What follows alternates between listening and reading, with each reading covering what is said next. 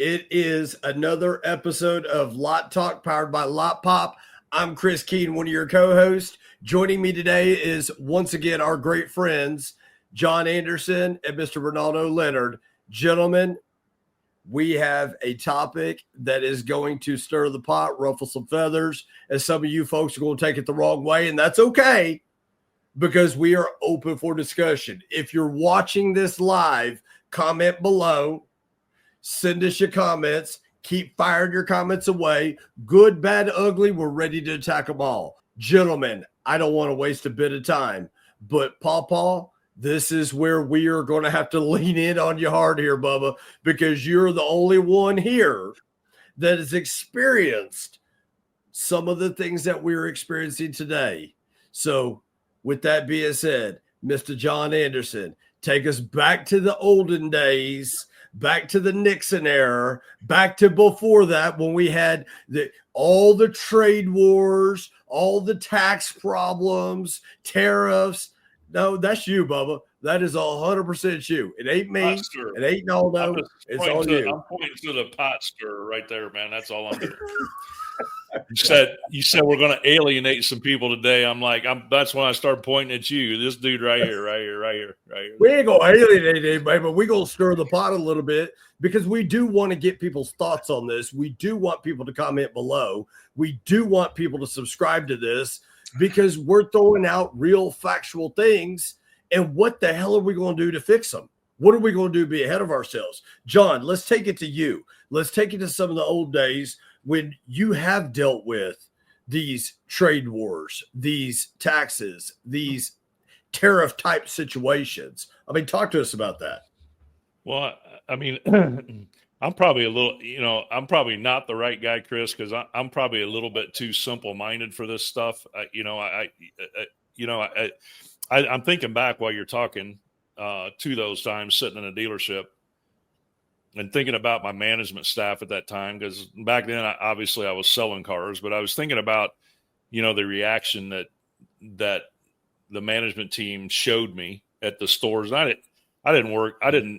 Fortunately, I stayed planted at a couple different stores for the most part. I didn't bounce around a lot, but one of the owners, which is a major dealer group in Indianapolis, Indiana, that guy never, and I was fortunate enough to be able to go in his office, sit down, talk with him, and that guy never flinched.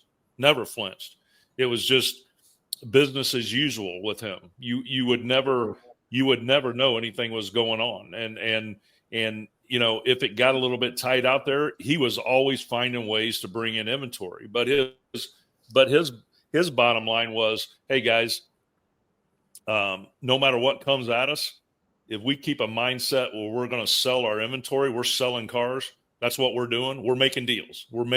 I don't care what it. Look, if you got a question, bring it to me. I'm always here, which he was. If he wasn't, he was available on his cell phone.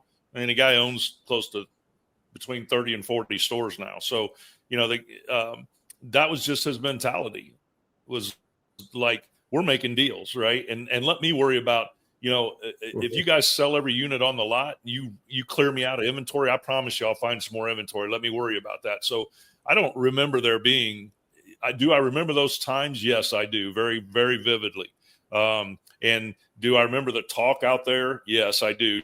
Do I remember some dealers being in a panic? Yes, I do. But did I experience that at our store? No, I didn't. And I remember selling cars, and I don't remember a major drop from that. And I think it all stemmed from the top down, and the mindset that the owner of the store had was, hey, sell everything I got out there. I'll promise you I'll fill the slots. I'll bring more inventory in. So to me, like I said, I might be simple-minded, Chris, but I know what we're getting into today and the discussion we're having. And, what I would say off the top is, if you're focused on volume and selling cars, listen, man, selling vehicles on a consistent basis will heal a lot of ills. Oh, 1,000,000%. Ronaldo, when I think about the oldest profession in the world, you know what it is, don't you? I think I do. The oldest profession in the world is selling. It is. It's selling. I didn't say it. I was just going to say the oldest profession in the world is selling. So, but It's kind of selling. If we really, it's selling. But if we think about it, okay, I want every listener, every viewer, I want you to think about this. And then Ronaldo, I want you to dive in a little bit deeper about it. But when we think about this, listeners, viewers, hear me close. Sales is the economic engine of the world, period, end of paragraph. You can't have hospitals until somebody sells the land, until somebody sells the plans, until somebody sells the equipment to build the hospital with, and so forth. Everything has to be sold in efforts to get that hospital erected. Then we got to sell these different doctors and doctors and nurses and staffing to come to work there. So with that being said, Ronaldo, in these times of tariffs, taxes, trade wars, what is it that we really need to focus on if sales is the economic engine of the world? What do we need to focus on? Well, you just need to focus on the basics. There is a market. There always has been a market. There always will be a market for transportation, right? And with the particular segment of the economics that are out there, car dealerships, fact number one, we got inventory we have to sell. Fact number two, we've got a market out there that is putting what we have to sell in demand. So we just got to connect the two together and continue to drive the business. It's like John said. John says that maybe he thinks about it too simple or breaks it down to think it, at its simplest form. But those dealers, time and time again, history has demonstrated that those dealers that just focus on the basics, the blocking and tackling, as it were, that's the forefront of their mind when they come in every single day. Those are the ones that are always successful. And just think about, over the last couple of years, how many times we've had dealers call us up and say, well, the guys that are succeeding, what are they doing? They're focused on they're keeping the main thing. So I got a car to sell, and I got a prospect out there that's looking to buy. And that's it. They just execute day after day after day. Those people that are responsible for following up on trades, that's all they do. People that are responsible for acquiring inventory, that's what they're due. And the people that are responsible for managing that whole process, that's all they do. Look back this past summer when we had, it had to be 27, 28% of the dealers that we work with that did not have access to their leads continue to sell, continue to perform at the basic levels that we set for 50% of their inventory sold every 2 weeks and 65% being sold of that inventory that's in his first 30 days. They executed on it. Why? Because they focused on the basics and kept the main thing and kept it simple. Didn't get inundated by all of these what ifs and let that take their attention away from what their main function was. And they just went in, they dove into it and they executed. And I think that's how you win no matter what's going on. And when we dive into, the topic today, if you're not focused on the main thing, then yes, you are going to be subject to, everything that's going on that you can't control. You let that take your attention away from what you should be focused on. 1,000,000%. John, you leaned in here. Share with us, people. Share with us. Well, what I was actually leaning in for, Chris, is I was going to ask you to, listen to Ronaldo. A dealer partner of ours came to mind. And Chris, I was going to ask you to share the story of, and as soon as I say this, you'll know who I'm talking about, of during COVID when their store was shut down, what they achieved as a result of their consistent work habits that they carried to their homes. They couldn't come into the dealership. They carried it to their homes. And at home, they had that consistent work habit. And what was the result of that happened with that store? Well, I'm glad you brought that up, because before I talk about the result, we need to talk about the now.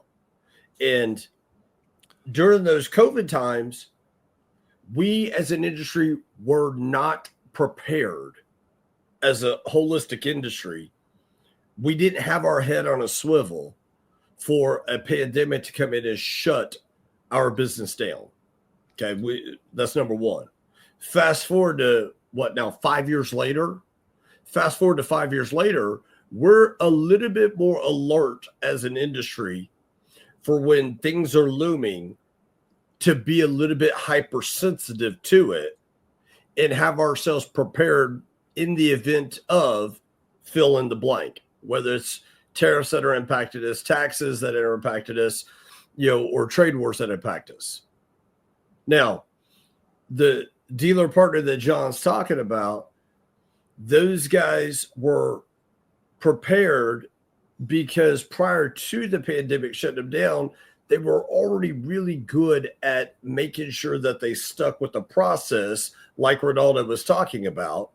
And when they walked in to their homes now, they were able to go ahead, even though the world shut their state down, they were able to go ahead and still operate pre-sale inventory, still continue to buy cars, still continue to sell cars. And then as the world enabled us to go back into the stores, they were able to finalize all those deals. They didn't miss a beat. They didn't miss a beat at all. Matter of fact, what ended up happening was, arguably, if we had the dealer principal on this call, it would be real hard for him to deny the fact that COVID actually helped stretch them to a point now to where they'll consistently stock 250 to 300 used cars and sell 300 to 350 used cars month in, month out. They always sell more than what they stock, but they were able to adapt and adjust because of those processes that Ronaldo was talking about, those basic fundamentals of keeping the main thing, and just being ultra prepared. I think now, today, gentlemen, we are more prepared as an industry, because I don't think anything could get worse. I should be careful saying this, but I don't think anything could get worse. Don't ever say that. Don't ever say that. Here comes worse. When we got shut down during the pandemic. Yeah. Okay, maybe it could, but that's what they did, John. That's what they did. Yeah, I think you brought up a good point, Chris. I think I put it in a side note for us, but I think we need to see if that young man would join us on this pod and talk to him about, ask him some questions about some of those things, man, because that store's been ultra successful, and it's really out in the middle of nowhere. What, 2.5 hours from Pittsburgh, 2 hours from Philly, right?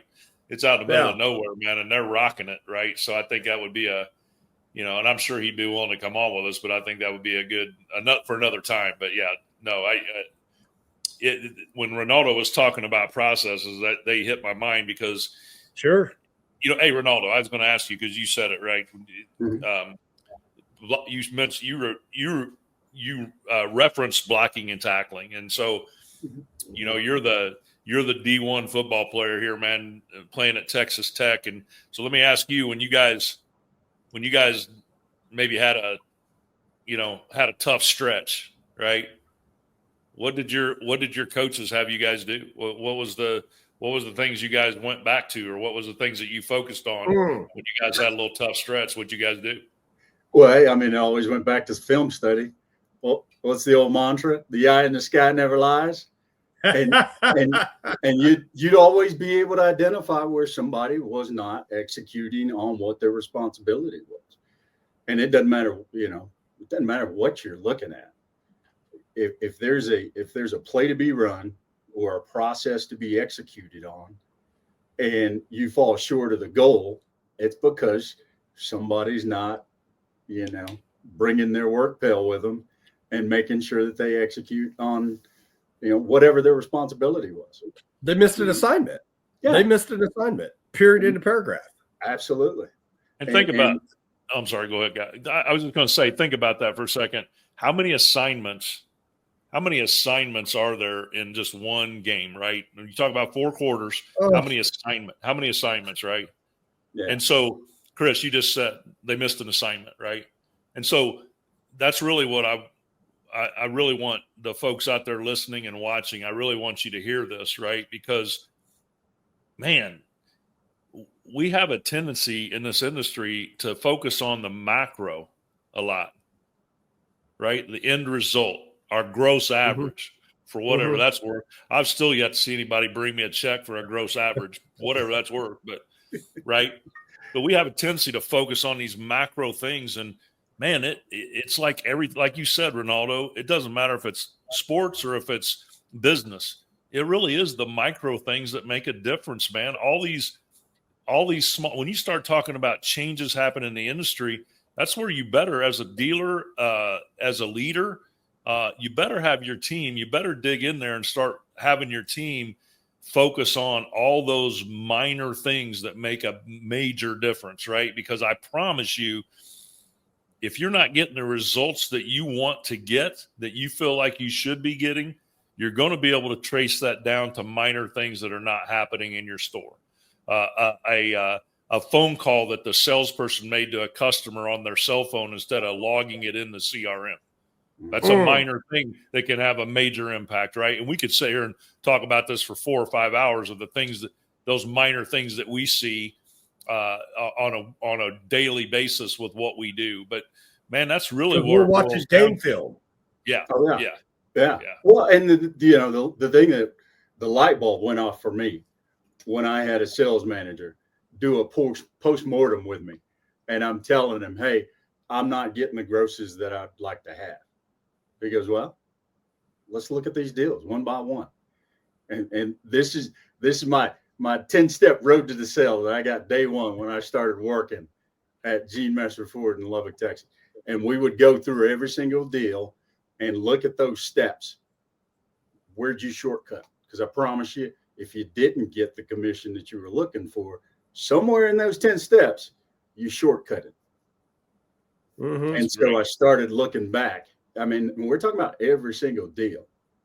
I may have sold 30 units that month, but all 30 of those deals, we went back and looked at all 10 of those steps, 300 steps during the course of a month, where somewhere I did not execute. You didn't execute on it. I mean, it's right. You take it back to the football piece, Ronaldo. You take it back to that football piece, and you give up inside leverage. Shot. Guess what? Over. Your quarterback's getting blown up in the backfield, and nothing's ever happening.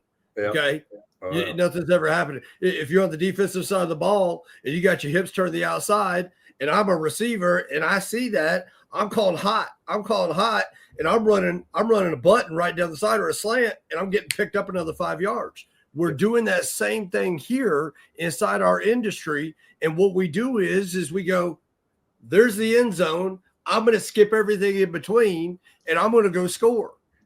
But we forgot about all the little things that happen, like that inside leverage of them hips. Or to your point, I didn't demo every customer. I went straight to a write-up. Right. Yep. Oh yeah. Cost you every time. Yep. Give up 6 every time. But those go ahead, Ronaldo. Yeah, go ahead. I was just going to say those basics are the things that allow us to position our business every single day. That no matter what the external forces out there that we can't control, it allows that to affect and to impact our business. And so, with the 3 T's that we were talking about today, they're inconsequential if we're running a business where we are paying attention to the details and making sure that everybody's focused on the main thing and keeping that at the forefront every single day. They are inconsequential. There is no doubt about it, Ronaldo. They're 100% inconsequential.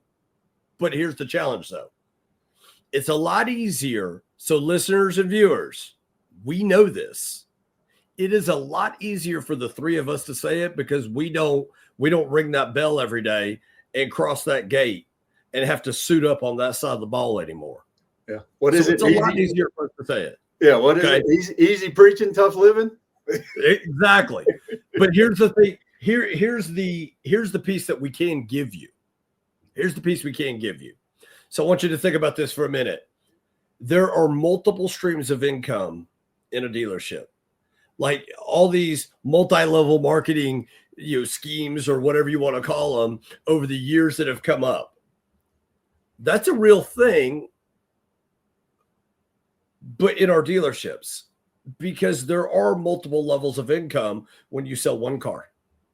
When I sell a pre-owned car, I have prior to that fed the parts department, fed the service department, fed the F&I department. Post sale, I'm going to feed the F&I department, the sales department, and potentially feed the parts department and service department again. Damn sure on a new car, it's going to happen again. So if we continue to focus on those things, we will continue to yield those profit margins. Here's one of the biggest challenges. You guys have got to get your mindset out of this large gross margins that we picked up over the last 3, 4, 5 years, because those days are gone. But in the event that these tariffs do make impact, because we have Canadian dealers here with Lotpop, and those Canadian dealers, they've got their eye on these things right now because those tariffs will impact them.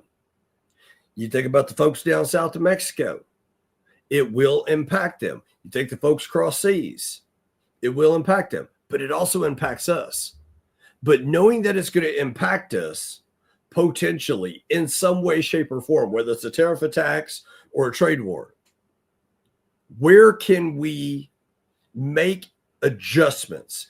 If I am an import store and my team has been doing a very good job of selling Hondas, Toyotas, Nissans, whatever my import brand is, but yet our government here in the United States throws out a huge tax incentive to buy domestic. Is it woe is me now? Or do I sit there and make a pivot and adjustment and make sure my F&I department is equipped to have the products necessary in F&I, not only to support your customers, not only to protect your customers, but continue to drive revenue? John, take it from there. What's your thought on that? I mean, you're spot on, Chris. I think when you start seeing, right now is a classic example, and we talked about this before we got on the podcast. So I'll kind of go down this road with what I was saying to you guys. Chris, I had you look at, you looked at new car inventory out there, right? And so coming out of COVID, a year to a year and a half after COVID, new car inventories were struggling.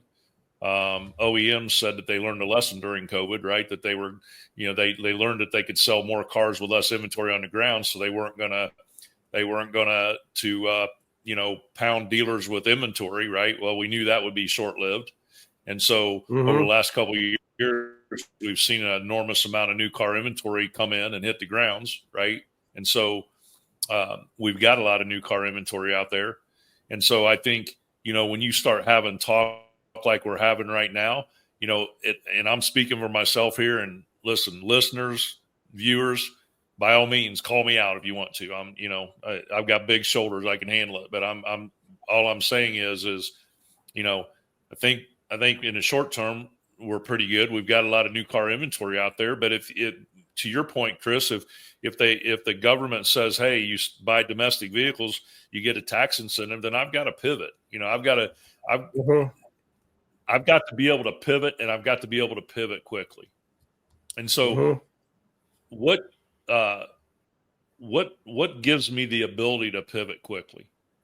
And so let's say that I am a import dealer, right? And so let's say that I can't get, let's say I'm limited on the inventory that I can get, and I've been selling new cars and my inventory is starting to dwindle and I'm limited, right?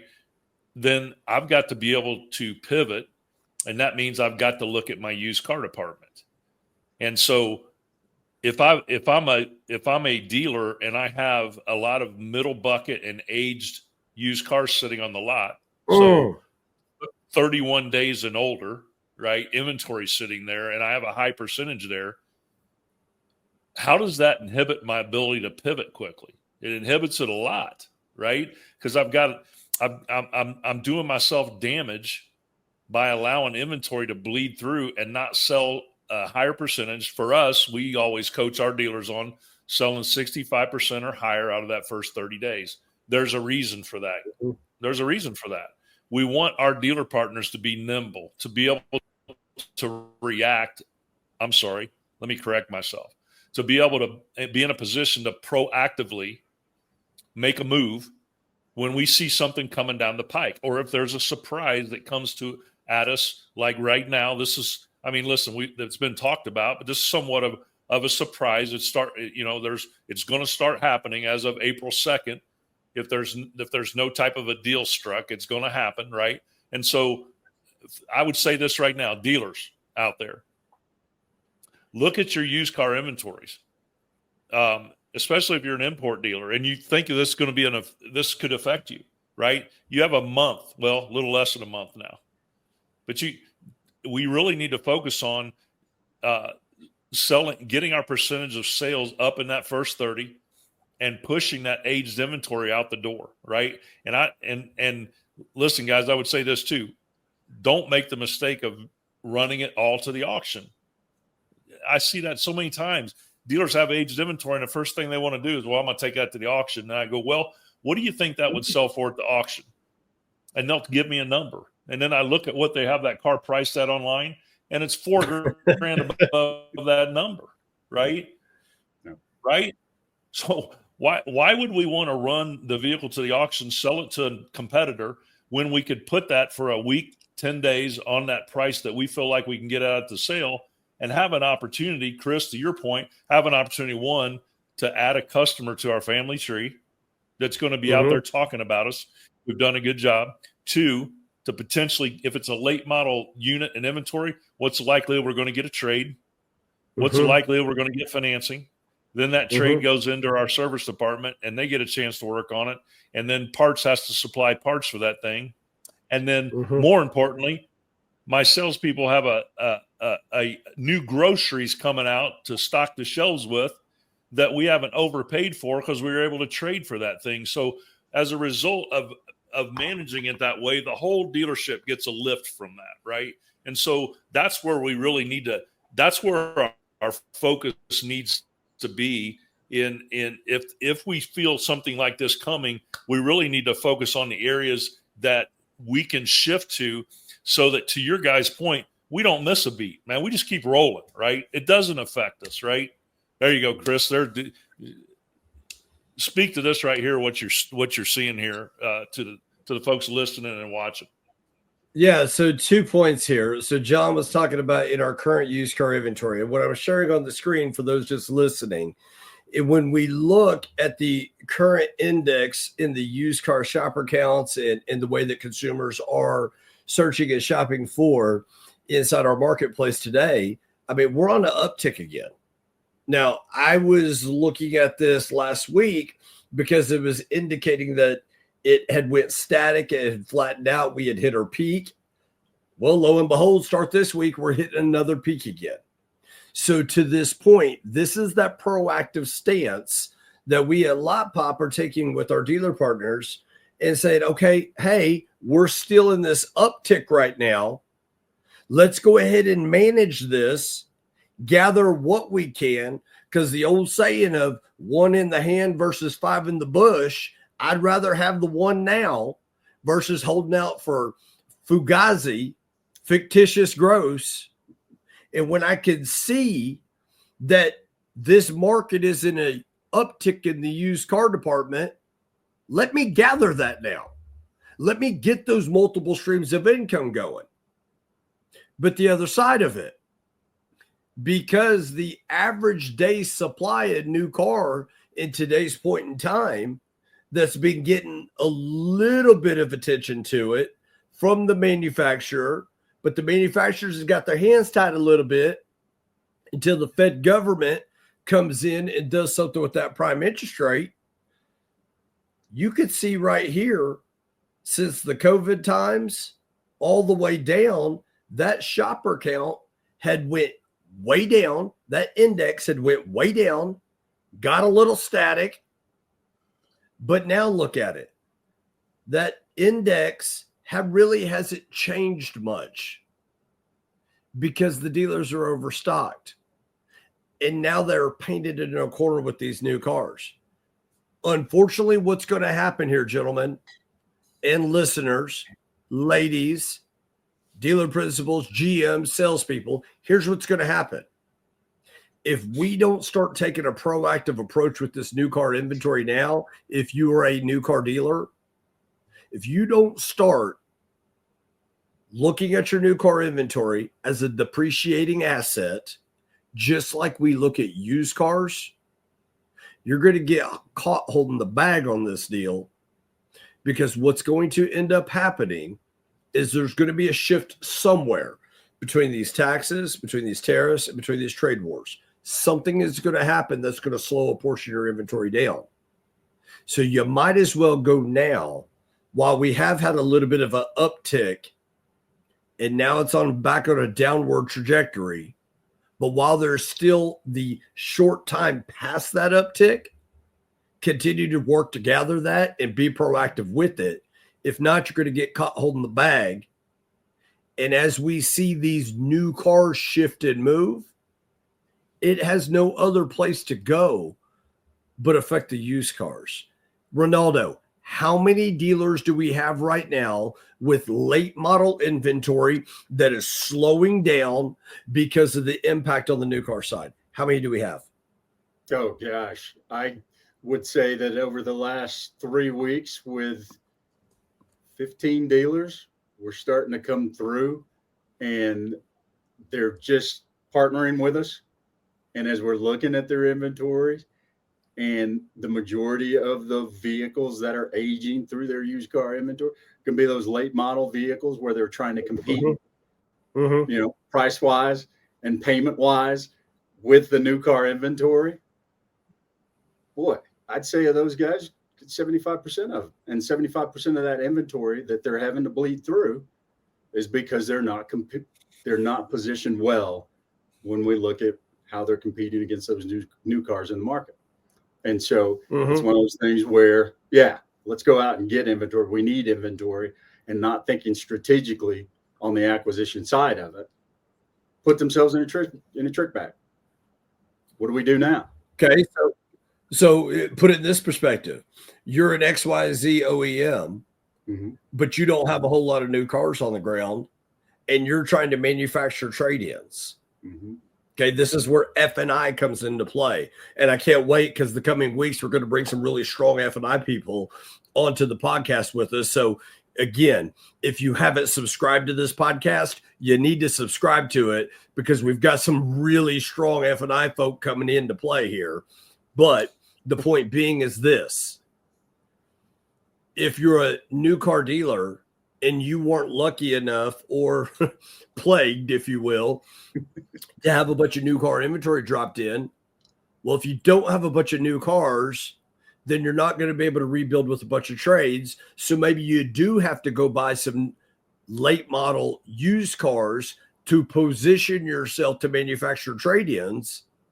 John, how many times have we sat there and told a dealer, hey, bud, if you're not going to sell new cars, if you're not going to get allocation, you got to manufacture some trades by having the late model stuff in, but you can't be married to it, and you can't worry about your PRU. You need to take the vehicle, put it on the money, sell it, and it may be a thin deal. It may be a little bit of brackets, but the goal is to pick up F&I income, pick up fixed income, and try to manufacture a trade-in so you can bring the gross profit in. How many times, John, have we had that conversation, and how many dealers actually truly live by that recommendation?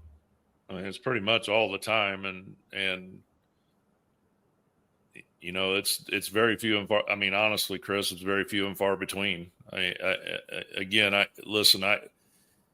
You said it earlier, you and Ronaldo said it earlier, and I do want to state this, right? I ran dealerships. So was I perfect at this? Am I sitting here saying that I perfected this? No, I'm not. It's difficult. There are a lot of things that come at you. There really is. I mean, there are people listening here that worked with me or for me, right? They could say it. I mean, but for the most part, I realized what the number one job we had, and that's what we started this call with, is selling vehicles will heal a lot of ills. And so to your point, Chris, yes, we have that discussion quite a bit, right? If I'm having trouble, well, first of all, let me say this. One of the things I would encourage all of our dealers to do is look at first of all, understand what your largest, the lots that you own. If you own one store, you have two lots. If you own two stores, you have four lots. Mm-hmm. And what I mean by that is you have your bricks and mortar lot. And I know people that have listened or watched this have heard me refer to this before, but I think it's important for this conversation. You have your bricks and mortar lot and you have your virtual lot. So you have two lots, and you have by far you have more customers visiting your virtual lot than you do your bricks and mortar lot. So, I have to make sure that I'm taking care of those customers on my virtual lot. Right. And so I've got to, first of all, the thing that I would say to you is if you're having trouble with inventory, go into your CRM and look at how many of your leads have trades on them. Because we consistently see that when we start with a new dealer, that percentage is somewhere between 10 to 15% of the leads active in their CRM have a trade in on them. Super low. And that's very low. That's very low. Yes. So that would be the first area on this call. I would tell you to go in and look. Ronaldo, you had your finger up because I know you train a lot of dealers. So is that accurate with what you're seeing? Yes, sir. Yes, sir. But then what's the next question that we ask them? Of the deals that you're doing, how many of those deals have a trade-in involved on those new or those used car vehicle transactions? How many of them are going to have a trade-in involved? And what do they tell you? Normally about 50%, half. Yeah. Of them. Right. Yeah. Right. And and so when I'm training them, I'll ask them, I'll say, okay, so how do you get from 10% of your leads in the CRM, 10 to 15%, having a trade involved inside of the CRM to the point where half of all the deals you do on the used car side have a trade involved? Right. A hole in the process. Right. Right. And so I just wanted, I'm sorry, I didn't mean to butt in. No, I'm glad you did. Just kind of no, by all means, I'm glad. Yeah. I'm glad you brought that up because again, if we're going to assume that they're just not putting that trade in, it's there, they're not putting it in. I don't know how we go from 10 to 50%. But I mean, how many opportunities are we missing with that trade not being in there? Opportunities for conversation. We talked earlier about the small stuff, but I don't want to get off track of what our main point was today, but this is going to the small stuff, right? If I have to pivot and I'm in a need to create momentum at my store because of outside influences that, quite frankly, I have very little control over. And I would bring that in too, because our CEO, Jason Rice, right, a lot when he's doing a demo or when he's talking to our Lotpop 20 group, I constantly hear him say, focus on the things that you can control. Stop worrying about things you can't control, right? And so bring that full circle to what we're talking about today. I got to focus on what I can control. I can't. Yeah, we can sit and talk. Everybody wants to talk about it, and it's a good topic for conversation. What's going to happen? What's Trump going to do? How's Mexico and Canada and China going to react, right? But the three of us on this call have about as much control over that as we do the World Economic Forum. So if I'm a dealer sitting in a store, I got to focus on, and my team, I've got to get my team focused on what is it that we can control. And what we can control is each and every step that we take in the road, like you said, Ronaldo, those 10 steps in the road to the sale. Am I getting all the information that I have that I've garnered from the customer in the CRM? Am I doing everything that I can do through the CRM? In other words, am I going outside of the CRM for anything? Am I calling the customer on my cell phone instead of making a call and making sure that call's logged in the CRM so that we have all this documentation, so that we as a team, not only me as the salesperson, but much to your point earlier, Ronaldo, when you said, hey, I went to my manager and said, hey, yeah, I had a good month unit wise, but I didn't obtain the gross that I wanted to obtain. And you guys went back and you looked at every one of those deals and every step, every phase, right? And if I don't have every step in there, if I'm skipping steps and not putting it in there, how in the world can I go to my manager and say, hey, help me analyze what I did, because I'm missing so many steps. I can't do that, right? And so all these things, look, it would be easy for me to say, and I said that at the beginning of the call, I probably am too simplified, but when all else fails, we got to sell cars. That's what we're in business to do. We are a automobile dealership. We sell cars, we service cars. A retail. We got to start selling them. A retail. Thank you, Chris. Yeah, a retail automobile. So we have to sell cars. So in a climate like we're potentially facing in all the conversation, what I would do if I was sitting in a dealership today, back in a dealership as a GM, I'm putting my head down. I'm focused on my team. I don't want any of my managers walking into my office at the end of the day saying, hey, boss, I know we had a little bit of off day. I called the other two dealers in town and they had an off day too, because I'm going to throw a chair at them if they come in and tell me what my competitors are doing. I want to put my head down, focus my team on what we're doing. And what we're going to do is we're going to sell cars. And as a general manager, if we're not selling cars, guess where I'm going to be the next day? I'm going to have my ass sitting at the sales desk and I'm making deals. Because I know one thing. When that snowball starts rolling, that thing starts picking up lots of momentum, right? So that's what Big Mo. When that Big Mo gets going, I mean, there ain't no stopping Big Mo. But John, you bring a very valid point there. But here, let me take the heat off the general manager for a minute. Okay, this is what I call Velcro ass. If salespeople, listen closely. If you're listening in on this call right now, as sales managers, if you're getting outed, sorry about your luck.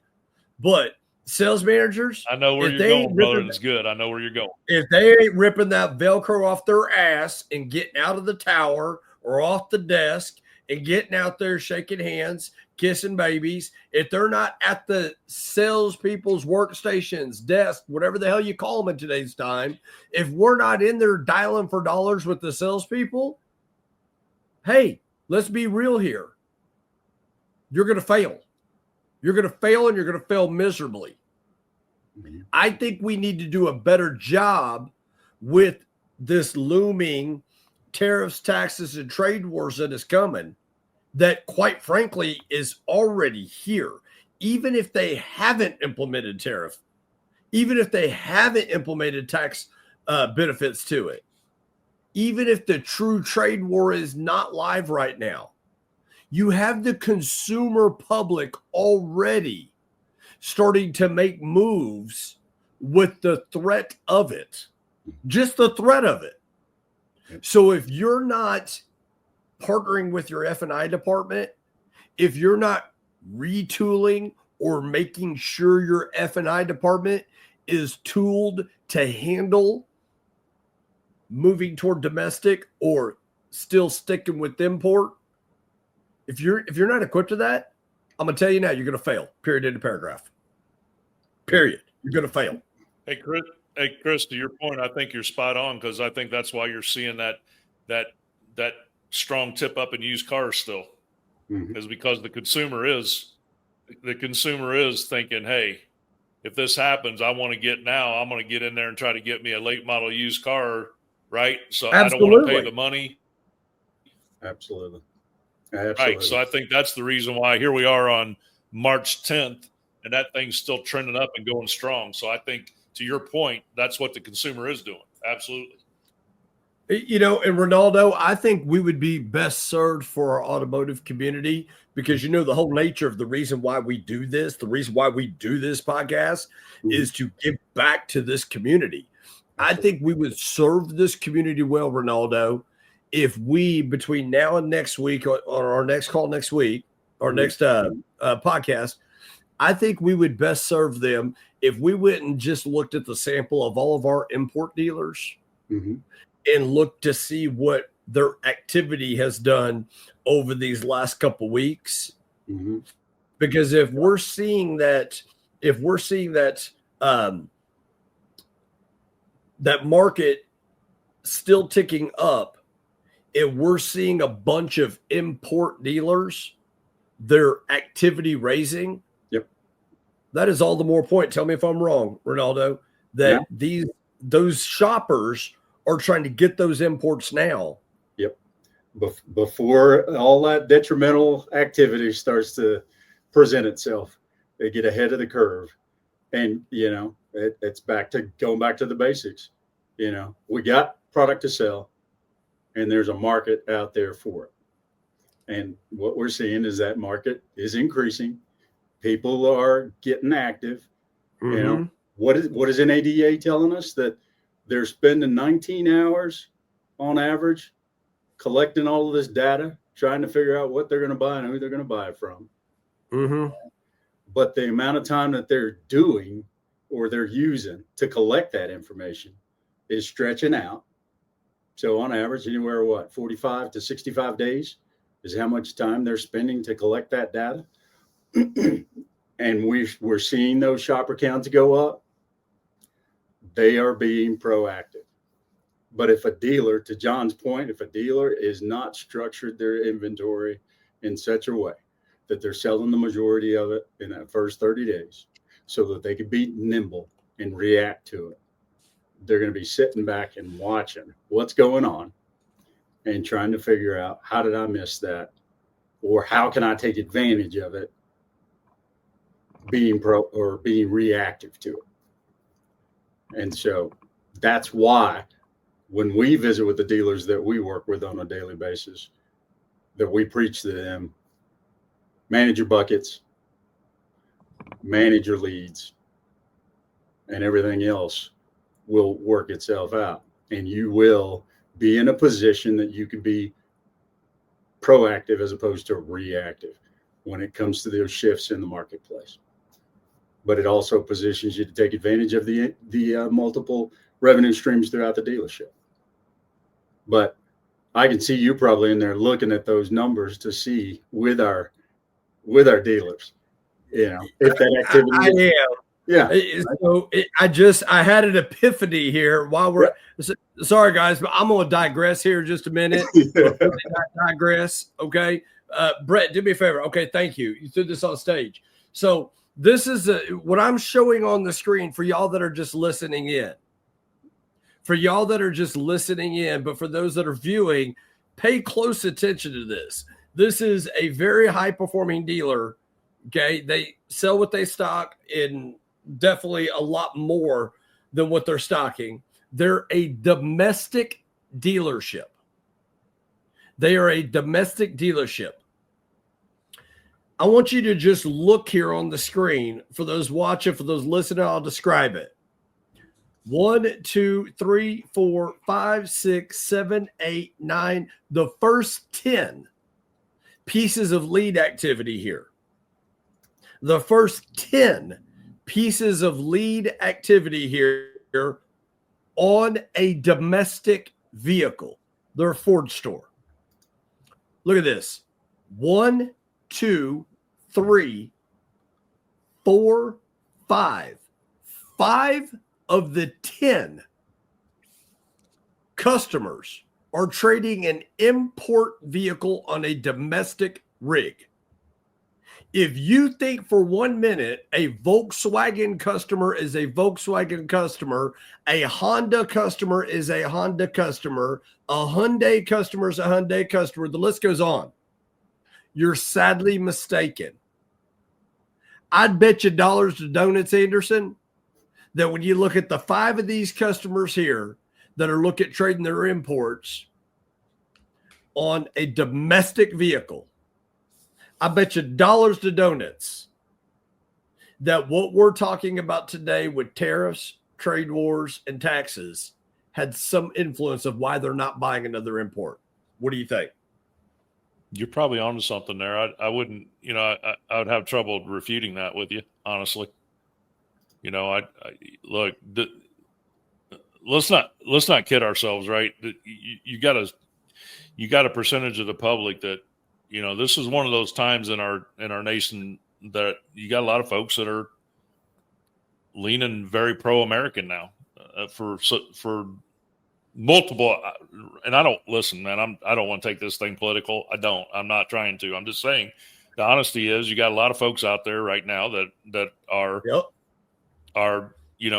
very leaning very pro-American. So,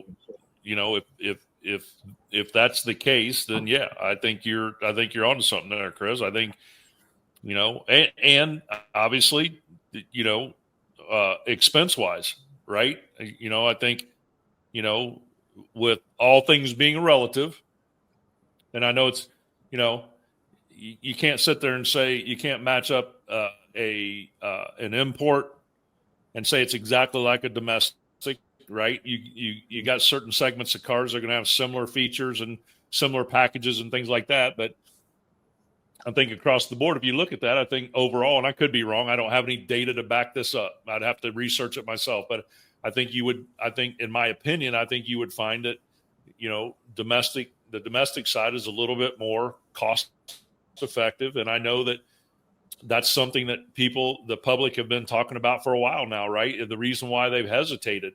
What did we hear last week on the podcast with Jamil? That didn't he say that?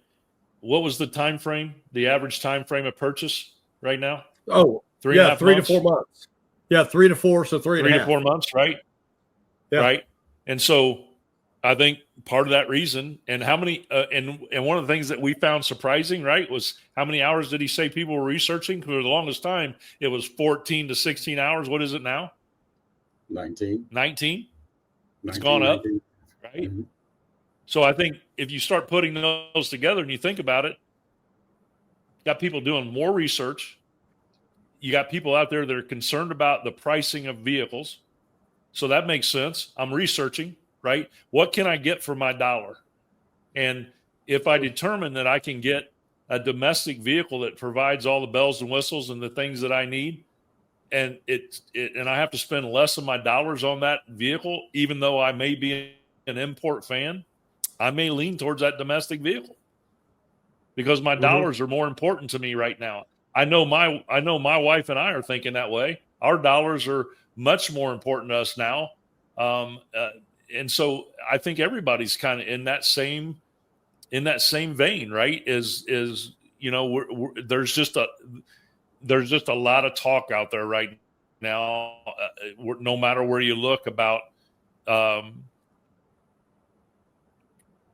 just looking at where dollars are spent, not only by our government. I think when you see things that, it's no different at businesses, right? When you see the hierarchy start doing things, that tends to filter down through.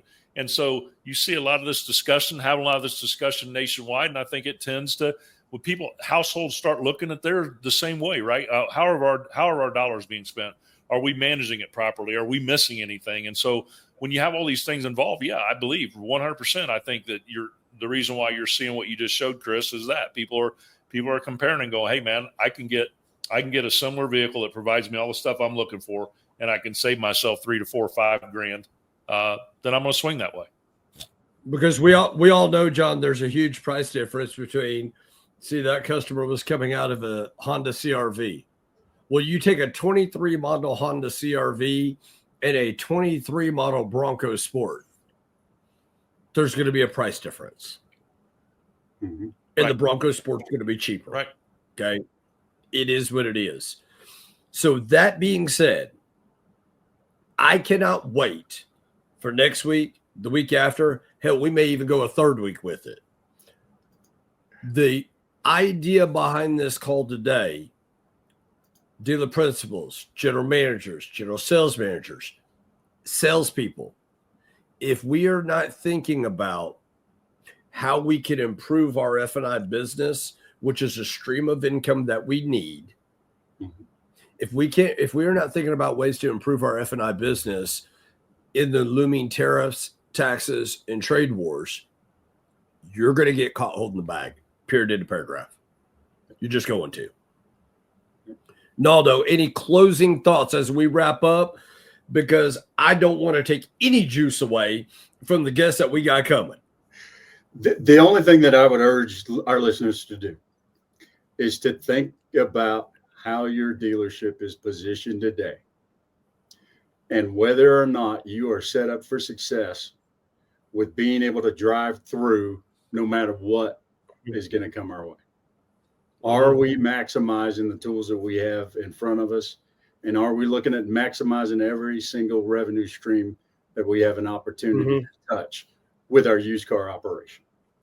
And then hopefully in the weeks to come, we'll continue to kind of be an agent for provoking thought and also bring some solutions to the table that are going to help them position themselves that way if they are not already. But that's all I got to say about that. And he says that's all I got to say about that. Well, listen, listeners, viewers, like I said at the beginning of the call, the middle of the call, and I'm going to tell you at the end, if you are not subscribing to this podcast, please subscribe to it because I don't want you to miss out on all the free and abundance of knowledge that we're putting out there, not from just us, but from our dealer partners, from the guests that we bring on. All the things that we're bringing to you are things that we are seeing that are working the facts. There are factual pieces of information. I want to lay this out there. Listen, we've said a lot of stuff today, and a lot of stuff that, and I'll talk to myself, a lot of stuff that I said, as I just said, don't really have any data to back it up, right? Just years on the dealership side, and then what we've been seeing. If there are any GMs or owners that would like to come on and refute or talk about a different way that you found success in, please, our numbers are right down here. Each of our numbers are right down here below us, right? So please, by all means, shoot us a text. We'd love to invite you on because, I mean, there are many ways to charcoal steaks, man. So, there's many ways to do it, right? A lot of people got many ways to barbecue, right? And I would be very interested, and I would love that opportunity. If any of you would like to come on and say, I think you guys are full of crap, and here's why I'm saying that, or here's how we do it, and we found success this way. So please, I just wanted to throw that out there. Yeah, no, absolutely. Echo that 1,000,000%. So dealer principals, general managers, please, please, please call the number below, either below myself, below John Anderson, below Ronaldo Leonard. You can call all three of us at the same time. I really don't care. We want you on. Or if you don't want to come on and you want to just completely throw all your 2 cents worth at us at a text message or email, do that as well.